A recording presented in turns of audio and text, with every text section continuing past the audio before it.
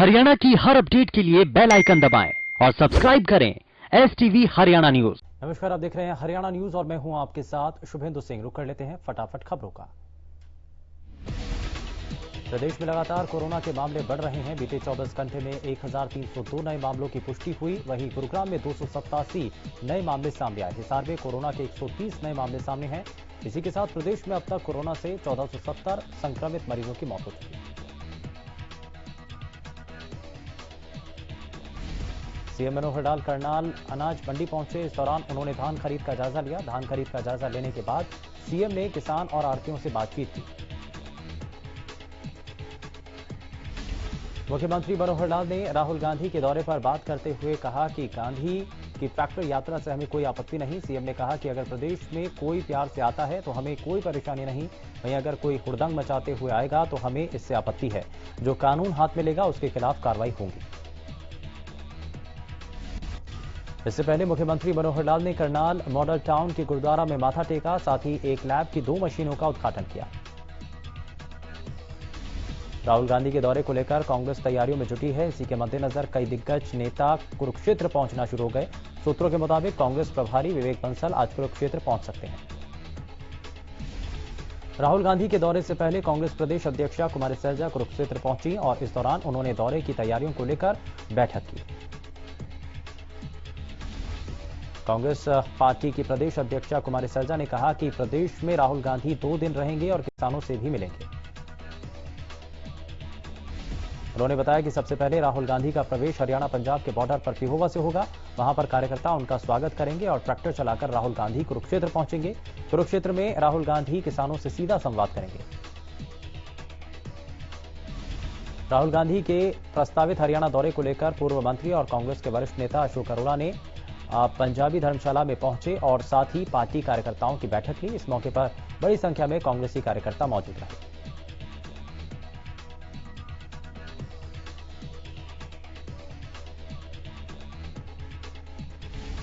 बैठक में अशोक अरोड़ा ने कार्यकर्ताओं से आह्वान किया कि राहुल गांधी के हरियाणा दौरे पर कार्यकर्ता बढ़ चढ़कर भाग लें। अशोक अरोड़ा ने कहा कि राहुल गांधी के स्वागत के लिए पूरे कुरुक्षेत्र में कांग्रेस के झंडे लगाए जाएंगे और एक उत्सव सा माहौल बनाकर राहुल गांधी का जोरदार तरीके से अभिनंदन किया जाएगा।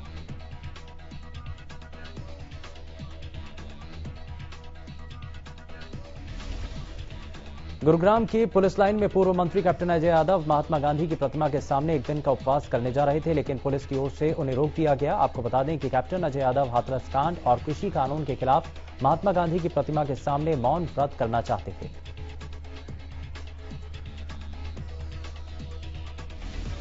पुलिस की ओर से रोके जाने के बाद पूर्व मंत्री captain Ajay Yadav police line के गेट पर ही धरने पर बैठ गए। इस दौरान उनके साथ कई कांग्रेसी कार्यकर्ता भी धरने पर बैठे। कार्यकर्ताओं का कहना है कि पुलिस ने उनके साथ धक्का मुक्की की, जिसका विरोध में वो धरने पर बैठे हैं। बरौदा हलके में 3 नवंबर को होने वाले उपचुनाव के चलते बरौदा और बरौदा के साथ लगते विधानसभा गोहाना में आचार संहिता लागू हो चुकी है। आचार संहिता लगने के बाद गोहाना और बरौदा हलके के गांव में नगर परिषद की टीम ने लगे राजनेताओं के होर्डिंग, पोस्टर और साइन बोर्डों को उतारने का काम शुरू कर दिया है। नगर परिषद की टीम ने शहर के मुख्य चौक, जिसमें पुराना बस स्टैंड, मेन बाजार, जींद रोड, सोनीपत रोड और इसके साथ होते हुए बरौदा रोड, सिविल रोड पर लगे होर्डिंग, पोस्टर उतारे गए। इसके अलावा बरौदा हलके में लगे पोस्टर को उतरवाने का काम भी शुरू कर दिया गया। गोहाना के एसडीएम आशीष वशिष्ठ ने आचार संहिता का उल्लंघन करने वालों के खिलाफ सख्त कार्रवाई करने के आदेश दिए। रेवाड़ी मंडी में बाजरे की खरीद का जायजा लेने सहकारिता मंत्री डॉक्टर बनवारी लाल पहुंचे, जहां उन्होंने किसानों की समस्याओं को भी सुना। उन्होंने कृषि कानूनों को लेकर विपक्ष पर निशाना साधा और कहा कि विपक्ष के पास कोई मुद्दा नहीं। विपक्ष किसानों को बरगलाने का काम कर रहा है। मंडियों में फसल की खरीद एमएसपी पर हो रही है। साथ ही उन्होंने कहा कि किसानों को किसी तरह की परेशानी नहीं होने दी जाएगी। बरवाला की कपास मंडी में किसान अधिकार महापंचायत का आयोजन किया गया। इस दौरान मंडी में सैकड़ों की संख्या में किसान पहुंचे। किसानों ने कहा कि तीनों कृषि कानूनों को वापस लिया जाए।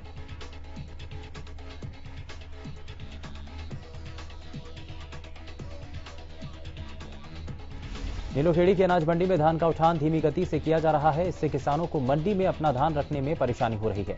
मंडी प्रधान राजवीर और किसानों ने प्रशासन से मांग की कि उठान का काम तेजी से करवाया जाए और देरी को लेकर किसान और आढ़ती दोनों को परेशानी हो रही है।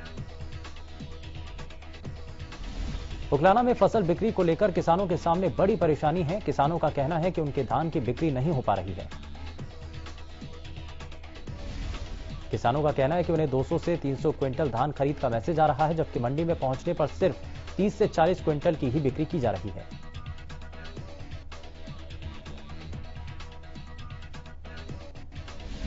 कुरुक्षेत्र की शाहबाद अनाज मंडी में सीवर का पानी किसानों के लिए परेशानी बन चुका है और उनकी धान की फसल खराब हो रही है।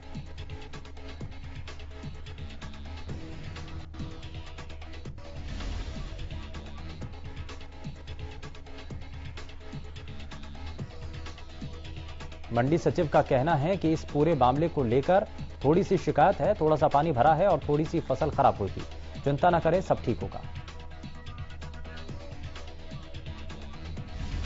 रादौर अनाज मंडी में फसल बेचना किसानों के लिए टेढ़ी खीर बनता जा रहा है। मंडी में उठान के काम के चलते रविवार को धान की खरीद नहीं हो पाई, जिसके चलते आज मंडी में जाम की स्थिति बन गई। हालात ऐसे बन गए कि फसल लेकर पहुंच रहे किसानों की सड़क पर 1 किलोमीटर लंबी लाइन लग गई।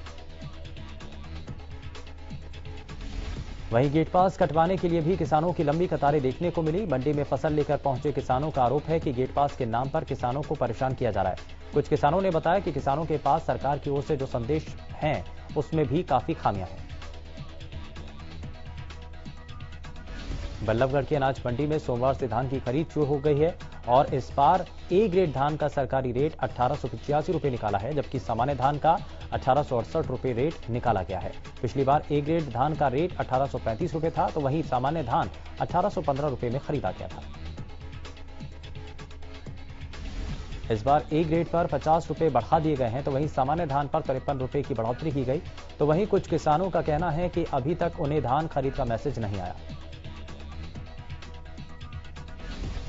जिसके चलते उनकी धान की खरीद नहीं हो पा रही है। हालांकि अधिकारी का कहना है कि किसानों को पहले ही मैसेज कर दिए गए थे और धान की खरीद जारी है।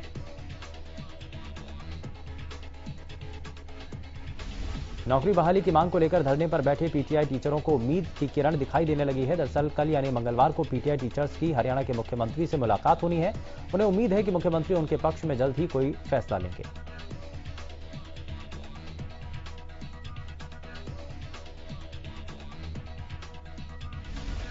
सिरसा में पीटीआई टीचर्स सत्यपाल सिंह ने सरकार को चेताते हुए कहा कि अगर सरकार ने फिर भी उनकी मांग को पूरा नहीं किया तो आने वाले दिनों में सरकार के खिलाफ आर पार की लड़ाई लड़ने को मजबूर हो जाएंगे। फरीदाबाद के सेक्टर 12 लघु सचिवालय के बाहर पीटीआई टीचर 120 दिनों से लगातार नौकरी बढ़ाने की मांग को लेकर धरने पर हैं। पीटीआई टीचरों ने बताया कि उन्हें अभी उम्मीद बाकी है, मुख्यमंत्री उनके पक्ष में फैसला लेंगे। पीटीआई टीचर्स ने बताया कि अब उनकी उम्र भी दूसरी नौकरी लायक नहीं रही। नौकरी जाने के बाद उनके सामने आर्थिक संकट तो खड़ा हो ही चुका है, वहीं अब उनके बच्चे भी शादी लायक हो गए हैं। इसके चलते उन्हें उनके भविष्य की चिंता सताने लगी है।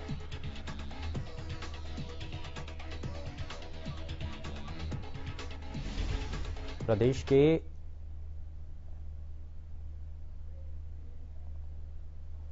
1053 स्कूलों को शिक्षक दिवस के मौके पर मॉडल संस्कृति स्कूल का दर्जा दिए जाने पर विरोध शुरू हो चुका है। एक तरफ जहां सरकार इसे शिक्षा के स्तर को बढ़ाने में सहायक बता रही है, तो वहीं कांग्रेस और अध्यापक संघ इसे निजीकरण की तरफ बढ़ता कदम बता रहे हैं।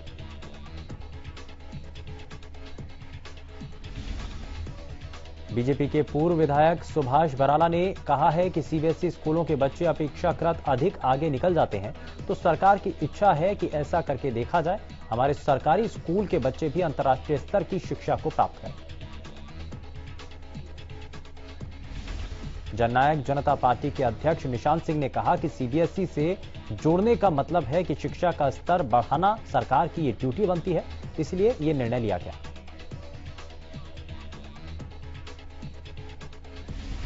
अवैध शराब पर सख्त। अंबाला पुलिस ने अवैध शराब का धंधा करने वाले 17 लोगों को गिरफ्तार किया।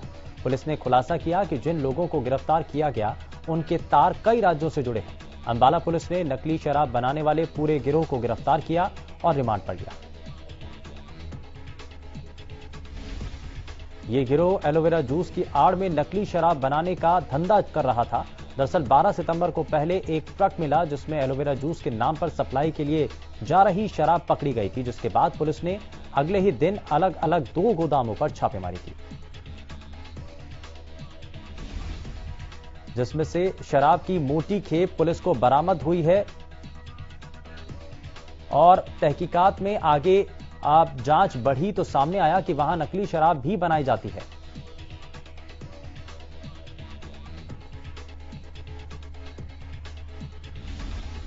भिवानी के नेहरू पार्क में एक सीआईडी में कार्यरत हेड कांस्टेबल ने एक युवक के खोए पर्स को लौटाकर ईमानदारी का परिचय दिया। युवक राकेश शर्मा के पर्स में आधार कार्ड, ड्राइविंग लाइसेंस और जरूरी कागजात थे। पर्स मालिक राकेश ने कहा कि यह मेरा सौभाग्य है कि यह पर्स किसी दूसरे व्यक्ति के हाथ में ना लगकर बजरंग जैसे ईमानदार व्यक्ति के हाथ लगा और उन्होंने संपर्क साधकर मुझे लौटाया। राकेश ने कहा कि मैं बेहद खुश हूं और इनका आभार प्रकट करता हूं। हरियाणा न्यूज पर 29 सितंबर को दिखाई गई फरीदाबाद के डिपो धारकों की अनियमितताओं की खबर का असर देखने को मिला। मामले में संज्ञान लेते हुए जिला खाद्य आपूर्ति नियंत्रक के गोयल ने आरोपी डिपो धारक बंधुओं के खिलाफ पहले नोटिस जारी किया और तुरंत प्रभाव से उनके लाइसेंस को निरस्त कर दिया।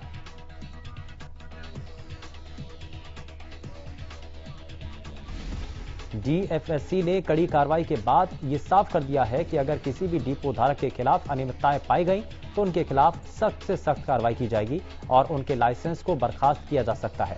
आपको बता दें कि हरियाणा न्यूज ने डिपो धारकों की मनमानी की खबर प्रमुखता से दिखाई थी, जिसके बाद डीएफएससी की ओर से यह कदम उठाया गया।